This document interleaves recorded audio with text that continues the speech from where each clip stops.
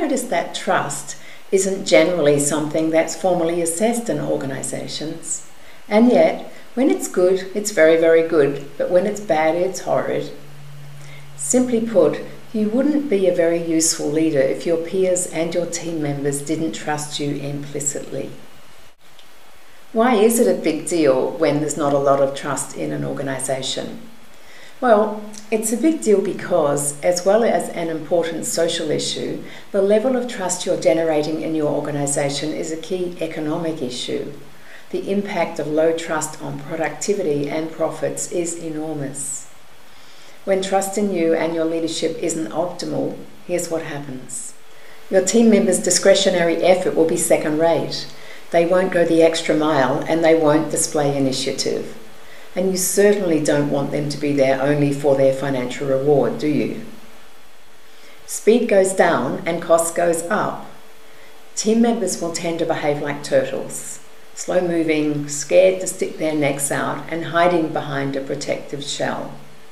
And expenses and savings tend not to be well taken care of.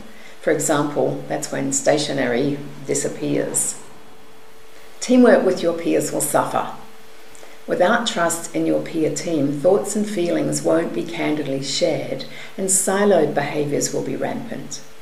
Who wants to be in a team in which there's widespread doubt, anxiety, and self-protectiveness? Have you ever experienced these hidden taxes that low trust gives birth to? The thing is, fear creeps in when trust is absent. Isn't it horrible when skeptical employees are overheard saying things like, "Why would I trust the senior people here when they don't do what they say they'll do?" Or, "My boss is just looking after himself." Or, "The managers here don't trust one another. Why would we trust them?" Now, it's unlikely that this degree of skeptical thinking is the tenor of corridor conversations at your place. However, I do want you to reflect on how much trust there is in your organisation and what you could do to raise it. My view is that it's incumbent on you as a leader in your organisation to make sure that the trust that your team members have in you is optimal, and the trust that your peers have in you is optimal too.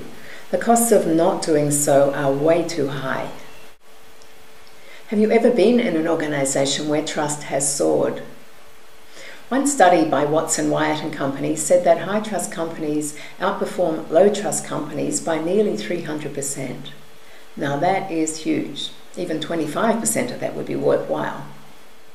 To bring about an increase in trust at your place, you'll need to be 100% fussy about honouring every single commitment you make, even the minuscule ones that you might think don't really matter, and being appropriately yet scrupulously transparent about communicating what you think and how you feel, and authentically and loyally respecting those with whom you interact.